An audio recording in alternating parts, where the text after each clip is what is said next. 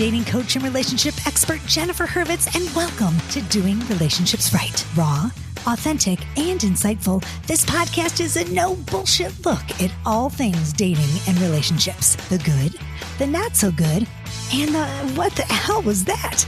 No worries, I've got you, and we'll figure it all out together without taking ourselves too seriously here on Doing Relationships Right. Here you are at midlife. Your boobs have entered a new zip code. You have genes older than your daughter's new fiance. And now you're single again. But is that cause for a crisis? Hell no.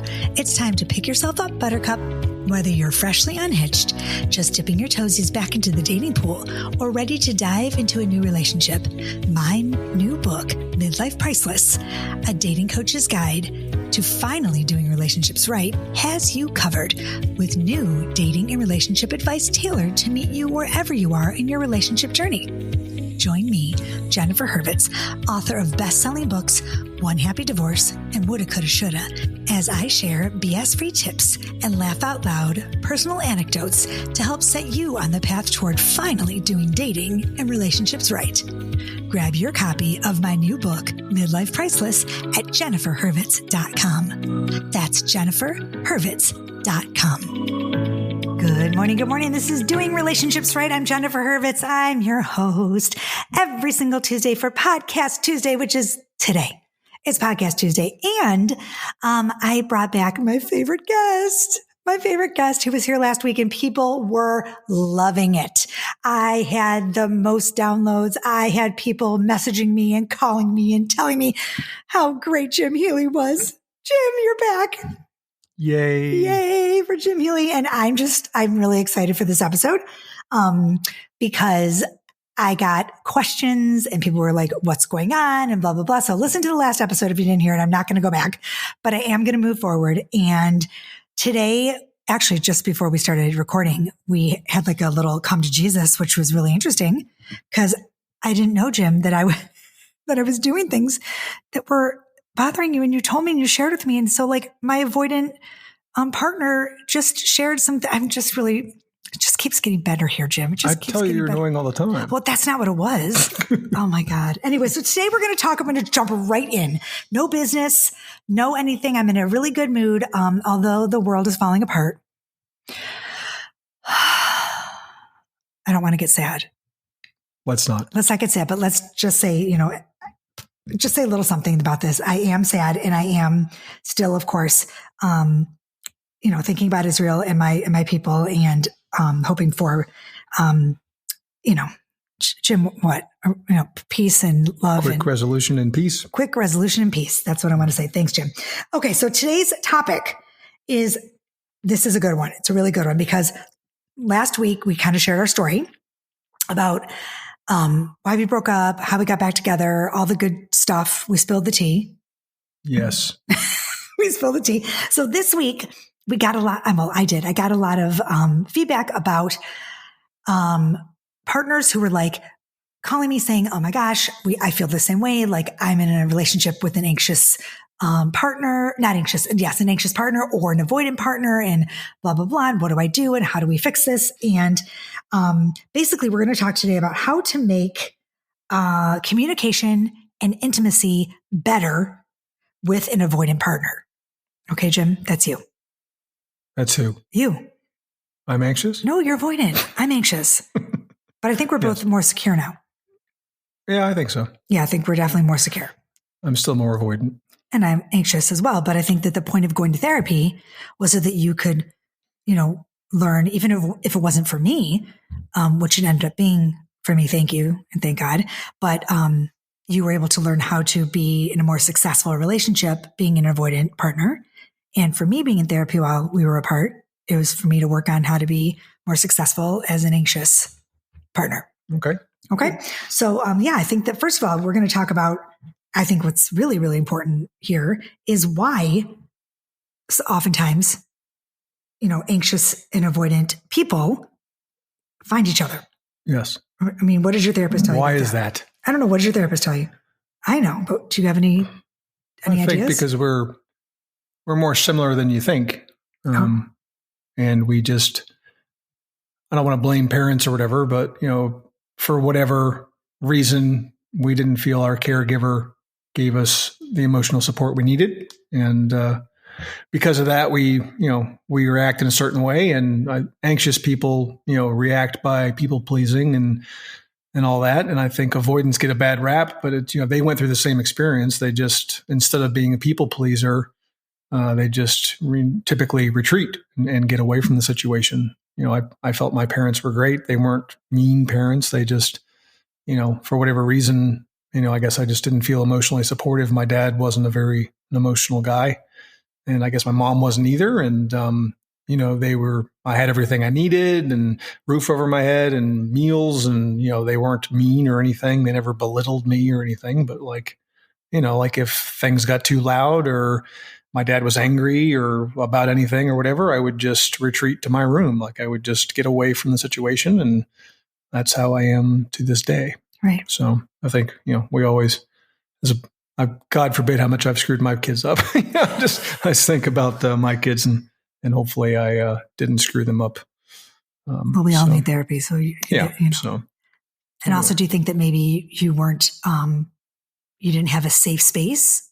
Do you feel that way to share your emotions? Or? Yeah. I mean, just my dad, it wasn't that he wasn't safe. I mean, he cared about me and everything. He just wasn't emotional. He grew up. Well, that's what I mean by safe space. Yeah. He was just a solo kid with no other kids around, and he grew up a pretty isolated life, in his early childhood. And I think, that's cast the die for him, which cast the die for me in a lot of ways. So, yeah, I feel the same way. Even though I'm more anxious, I still feel like I was always people pleasing and putting on, everything's okay and everything's picture perfect. And I didn't have a safe space to say how I felt either. So it's interesting that we kind of, we have a shared experience. We do. And trauma bond. And then we don't have, I guess it's just the way it is. I mean, people like me, like people like you. It's just the way of the world. Right. And actually, if I can just read this little blurb, anxious and avoidant partners may also seek their partner's traits due to wanting those traits in themselves. Agreed. Yeah. Great.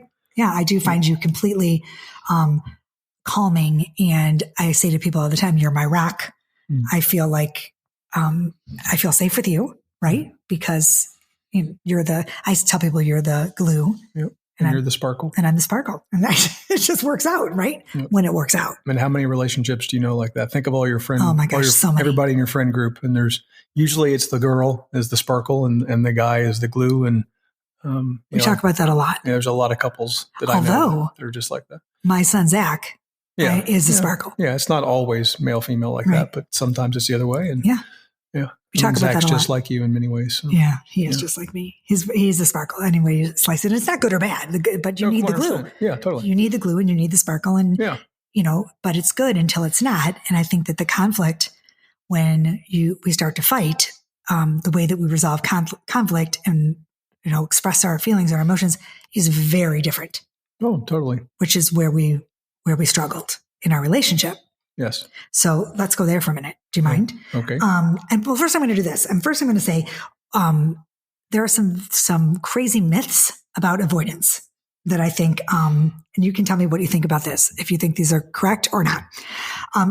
People with avoidant attachment don't form close relationships. I think it's false. It is false. It's a myth. Yeah. I mean, you guys might struggle. Okay. And might have a hard time being vulnerable, because I think you did at the beginning, being vulnerable with me with stuff. Yeah. I really I don't form many friendships or many close relationships with people.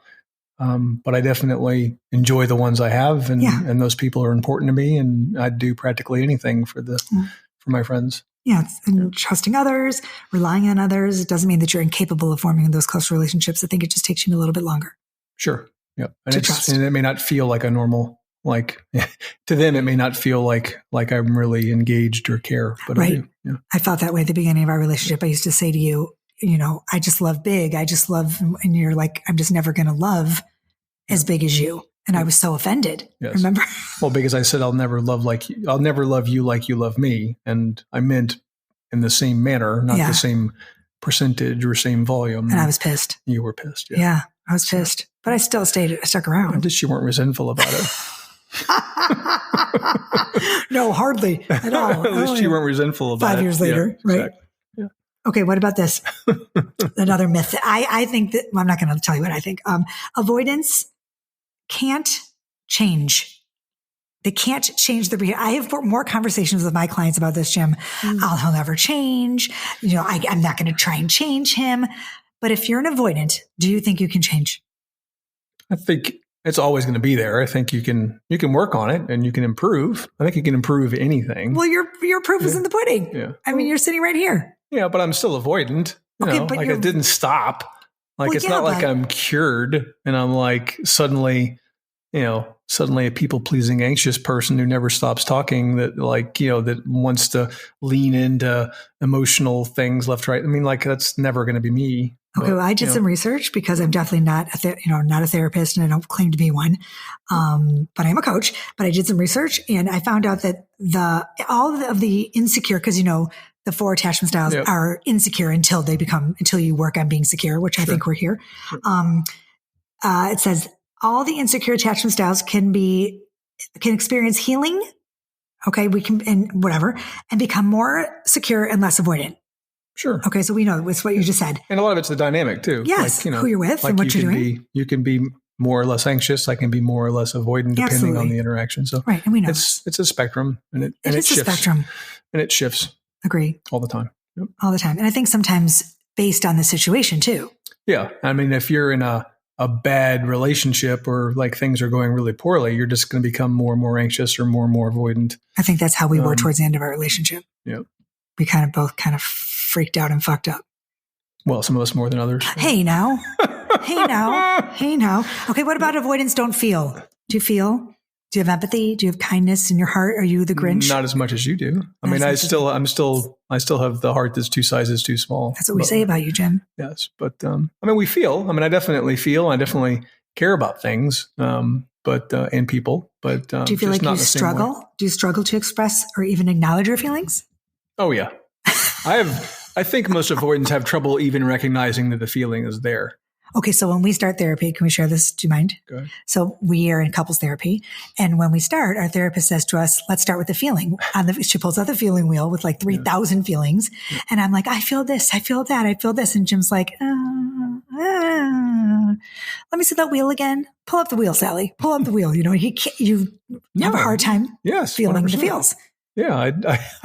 I mean, who feels the feels? Like, I grew up not feeling the feels. That's the next thing it says. Like, you're not supposed to feel the feels.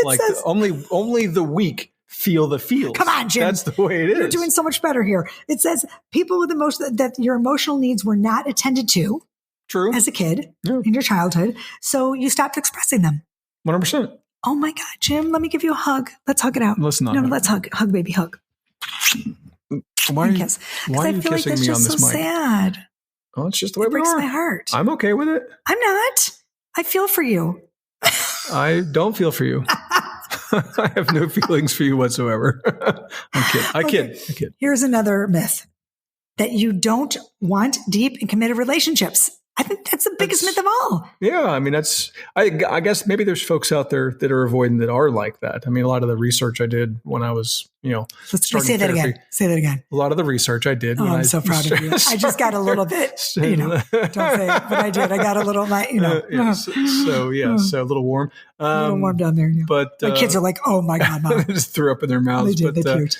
But yeah, they, I guess there are guys out there or girls that don't want a committed relationship, and that's okay. And they just don't want to get deep ever, so they bounce from person to person, and they get in relationships. I'm sorry to cut you off, but they get in relationships with people who do want a committed relationship, and they pretend or they put on an air that they do, and then it's traumatic.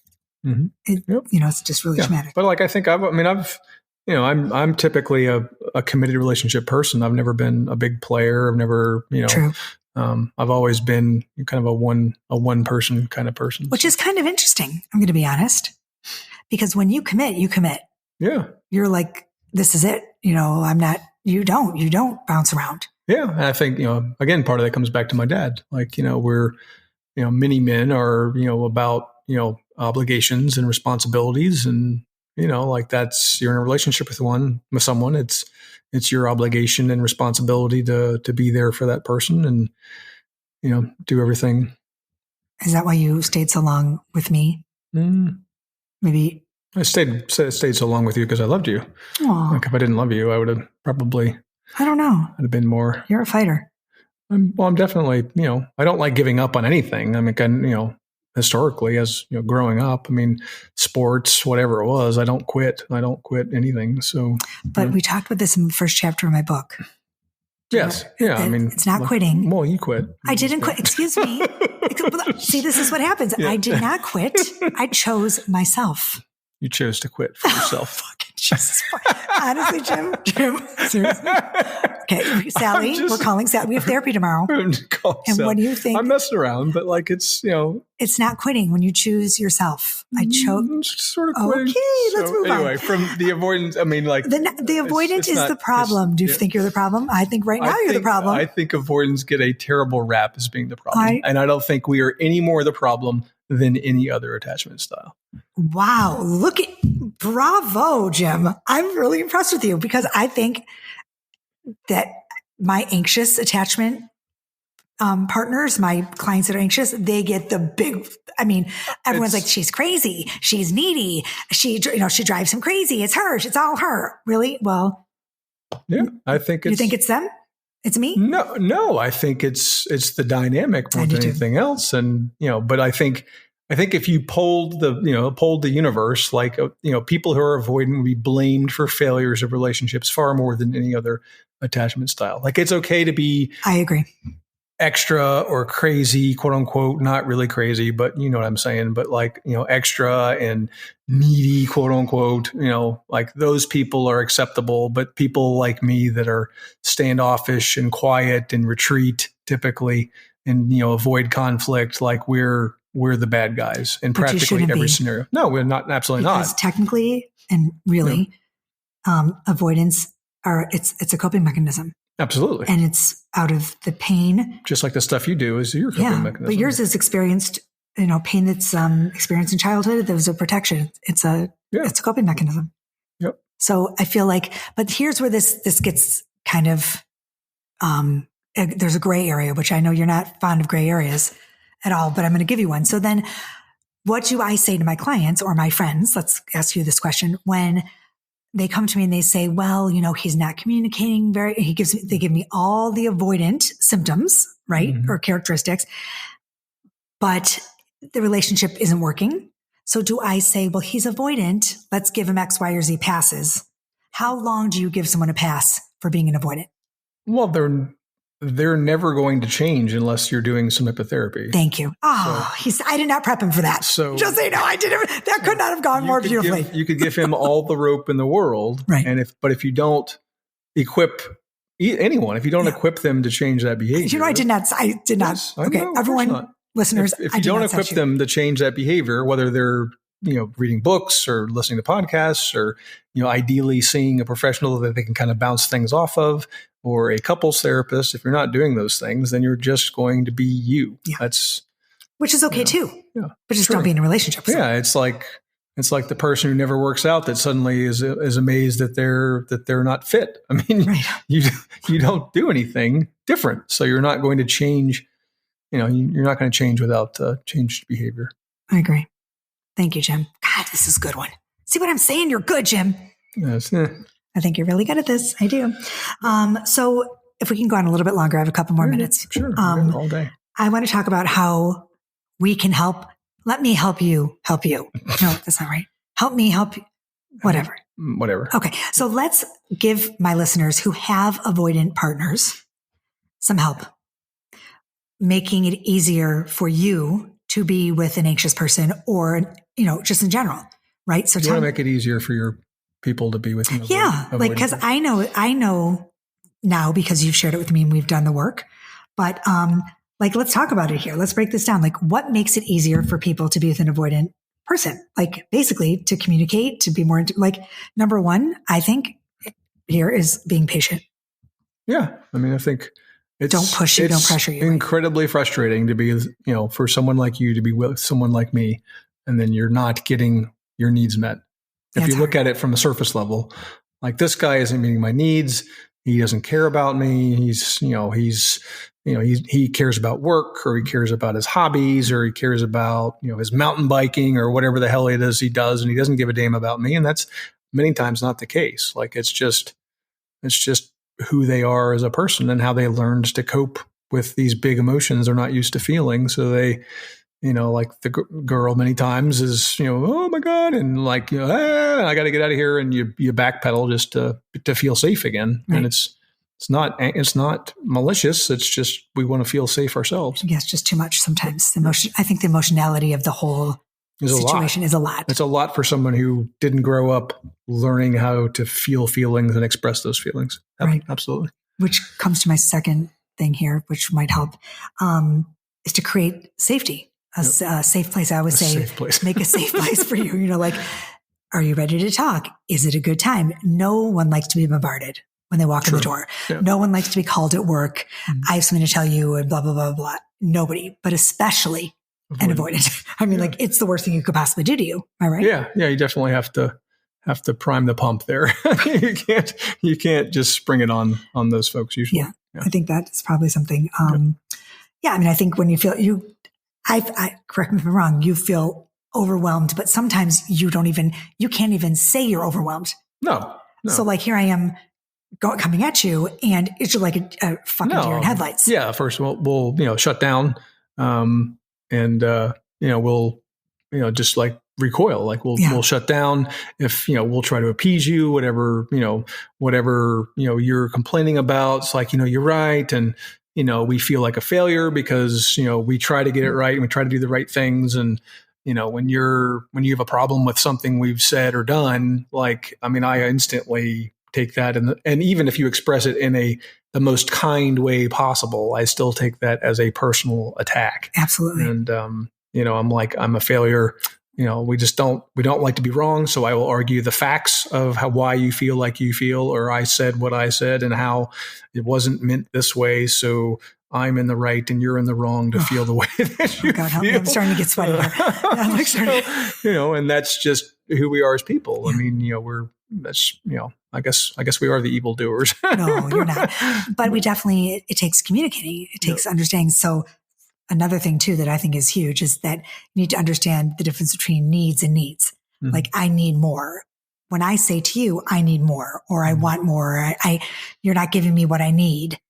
Immediately for you, correct me if I'm wrong, a need for you is, you give me more than I could ever imagine, but it's a different need.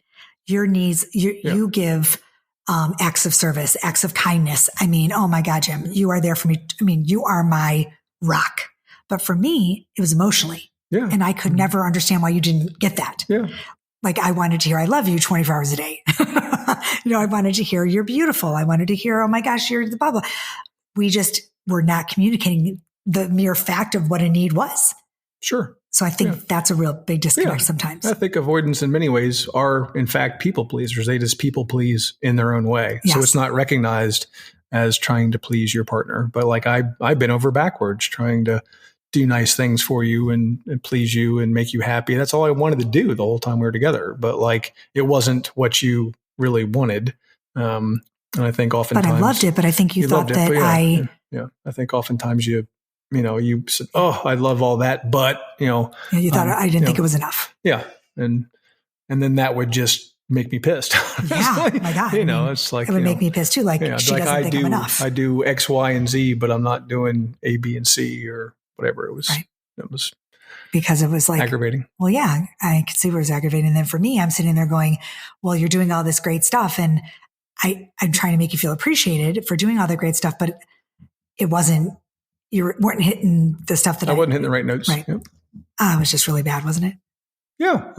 Yeah, it's hard. I know. Again, no malice there. It was just. Okay. So there's another thing that we just talked about before the podcast. And I was like, oh my God, I did not even realize that I was doing this. And you explained it to me and I was like, holy shit. Oh my God. I'm sorry. Cause I had no idea. Your personal space.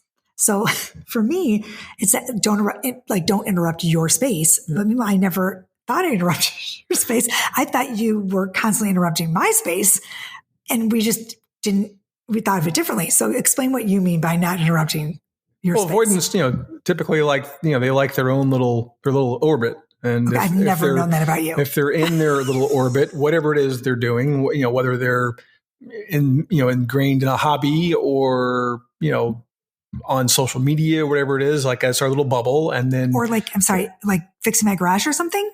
And I never realized. And then so if it's like, hey, I need this, or, hey, I need to talk. And like that, it just takes us a little bit to shift gears and kind of pivot from whatever it was we were doing. And then, and you would get irritated. Like I do still. When I call you from the other room. Yes. And yelling from the other room and then you get pissed because I didn't hear what you said, and I'm like, and then now I'm deaf and I'm like, I need hearing aids. And like my hearing isn't the best, but a lot of times it's just our brain just hasn't switched off of task A to task B. Okay. So let me ask you a question. I don't hear it. So if I was to enter the room and stand there, and then say, let me know when's good to talk. Because that's what I did. Yeah. And I feel terrible for someone being put in that position. Like but I think it works. If you have to wave and say, can I talk? Like that is to me, that is. What's the middle ground? Yeah. I don't know. But like, I think that is really demeaning. It's like, if you have to ask permission to speak to your person, I get it. Like maybe that person's in the midst of an important call or whatever, but or maybe it just is helpful because they can't switch gears. Yeah, I get it. So it has validity. I mean, you just need to work it out with your person. Well, for you, what would you? For me, you could just flash me. I think that would be adequate. I mean, if you just, just flash me and then I would just show you my boobs. Yes. Just come on in. And I think that would break the ice. Would break the ice, and I think allow me to no. I mean, if you just I don't know. I guess asking is like, hey, do you have a second? I mean, like, I don't do that. I think that's I come right in. Do you have a second? To me, is less than. Is it okay if I talk? Okay. I mean, like that just seems trust me, I had a hard time. Really rough. But hey, do you? Because that's. Even if you're at work, right? You lean into someone else's cube or someone else is like, hey, do you have a second? That's what I say. I think that's okay. Okay. Like that's, I don't think that's bad. It empowers the receiver of the information to. Okay. So what about as an avoidant when you do want my attention? Because I think this is an avoidant. I've talked to every girlfriend and people. Avoidants also tend to want attention when they want the attention. Oh yes, yeah, we're very egocentric. Right. So yeah, so we want the attention when we want it. Yeah. Right. So when you walk in the room and you grab me or do one of your whatevers, like lay on you, like press you into jump the on me, grab my boobs, grab whatever it is. What are you talking about? I never do that. You never do that. Okay, I'm just saying though. What's my trick? Then what do I get to do? You get to take it. I get to slap you? You get to just accept my behavior for what it is. I don't think so. I think so. What would you like to do? How would you I would like you not to do it. I would like you just... You would like me not to do it ever. Well, it's just... Why did you do that? Because you just say I'm annoying all the time. I think we're going off the rails here. Sally's going to earn her money this week. Yeah, right? She is. Sally... Okay, what about this one? I'm trying to think of another one. Oh, here's another one and we'll finish because we're almost done here, but this is a big one for avoidance, I think, and correct me if I'm wrong. Rejection. Yeah. Rejection sexually, rejection physically, rejection emotionally. What is with you take I'm sorry, I don't want to say everything. Not you. The royal you. The royal you, I feel like. Avoidance take things. Very, very personally. Do you feel that way? I guess. Yeah. No, that you do. Yeah. Do I? Yes. I'm saying I think that you do. I don't think anyone likes rejection. No. No one likes rejection. But I mean, when your loved one, your girl, maybe you shouldn't try to take it so personally. Because I'm really not. So you're saying I'm the problem? Is that where this is going? No, I think that it means that immediately you think that I don't care about you. It's me? I'm the problem, it's me? It's me. I don't know, whatever. But do you think that maybe we should just take a deep breath and not jump at me so quickly? Because immediately think that I'm coming from a bad place. I'm not. Yeah, I mean, that's just kind of how we're wired. So we're going to take that personally. But so what should I do? Ooh, that's a good question. I have to be episode 2, I think. Okay. It's a long one. I don't really have an answer for that. Like, I don't really, because I'm never coming from a bad place. yeah. I think if we both knew, if both partners just, I think you could lead with that statement. Like, look, this, like if, I don't know, like if the avoidant makes an advance, in the bedroom or something, and the anxious person isn't really ready to receive that, then they could say, look, it's, maybe preface it by saying, this, it's not you, it's me, or, pick your phrase here, but like it is what it, you are, like, I love you, and, you mean everything to me, or, but I'm tired. But like, I've had a really rough day. The kids have been screaming all day, right. and I just need, can we table this? Or, you like scheduling. I'm not a huge person for scheduling, but like, I do like to schedule intimacy, but like, if it works, honey. If it works for people, then do it. I don't feel that I need to be scheduled, but I'm terrible at schedules. So, but I think just to phrase it that way and just to reassure them. I mean, everyone likes reassurance. Yeah, I agree. That it's not something they did. You're not mad at them. That you just, right now is not a good time, and perhaps 30 minutes from now. Okay. You're going on and on a little bit there, Jim. Says the person who never stops talking. I'm just kidding. You always you don't ever say anything. Jesus. I know. Honey, I just was, you were kind of perseverating there about that. I was like, you got to nip that. The listeners were like, I do perseverate. Sometimes. We're at 30 minutes and I'm like, just be done. But I have one more question before we go. Well, then make up your mind. This is important. Okay. When you pull back, you retreat, you don't want to talk and you don't want to say anything, and there's a difference between that and stonewalling someone. Sure. Stonewalling is like the big, giving someone the silent treatment, right, is not a good thing. Do you feel like these are the reasons? As a punishment. I can't stand it. I hate it. You don't do it. No. You very rarely ever do that to me. Is it because you dislike conflict? As an avoidant, you really don't like conflict? No, I don't like conflict. You don't? No. Okay. I was married, and she would have a problem with me, and, it was inevitably she would start complaining about it, or we'd bring it up at like 11:30 at night. I was tired. It was the end of the day. The last thing I wanted to do was, as an avoidant, was have this discussion anyway. And then you're going to add on the fact it's late at night and I'm tired and I want to go to sleep. So I would just sit there and shut down and just be, agree, appease, shut down, and then just try to get past whatever engagement it was. And then, so you could go to sleep. And then, things would calm down. And then a week later it would be the same argument again and again and again and again.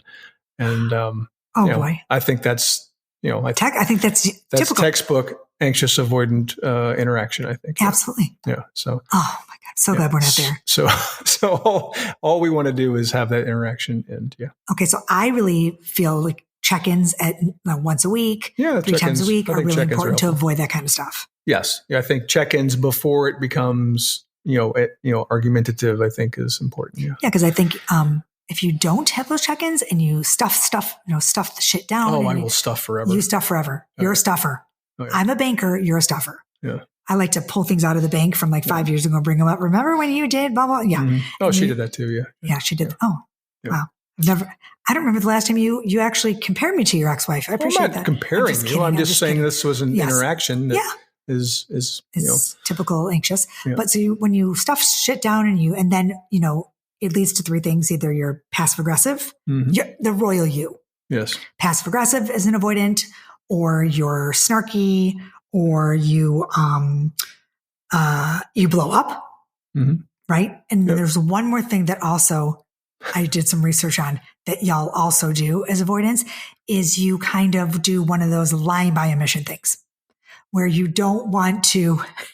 Do you know what I'm talking about? I do. Well, I do everything I can to avoid conflict. Right. Which is yeah. There's many times where, not many. There are times where you may have done something that angered me, and instead of bringing it up, I will bank it, if you will. I will sit on it, not bring it up, just because we had an argument, the night before, the week before. I don't want another argument, so I will just wait. I'll sit on it, and then I'll get 5 or 6 of those, and then we'll have a later argument, and I'll be like, but what about X? And what about Y? And what about Z?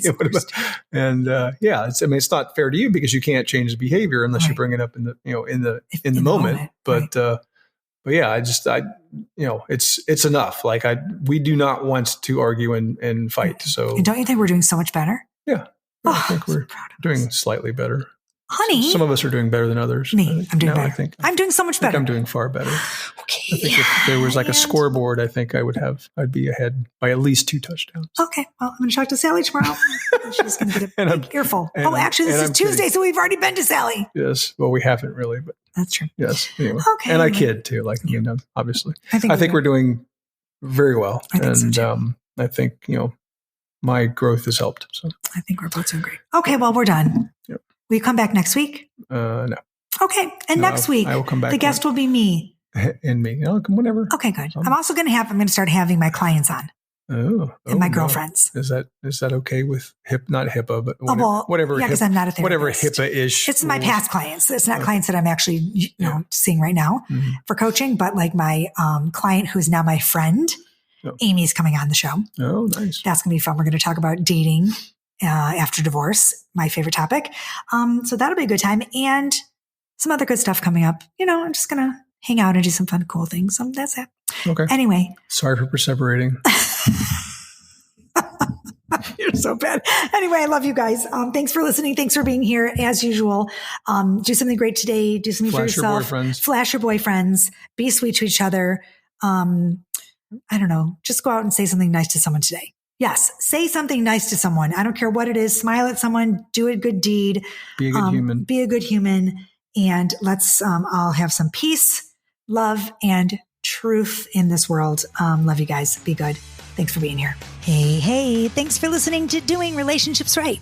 Don't forget, if you enjoyed the show, subscribe, rate, and review wherever you get your podcast episodes. And please grab my books, One Happy Divorce and Woulda, Coulda, Shoulda on my website, jenniferhurwitz.com. And look out for my new book, all about doing dating right, coming soon. As usual, thanks for listening. See you next week. Peace, love, and truth.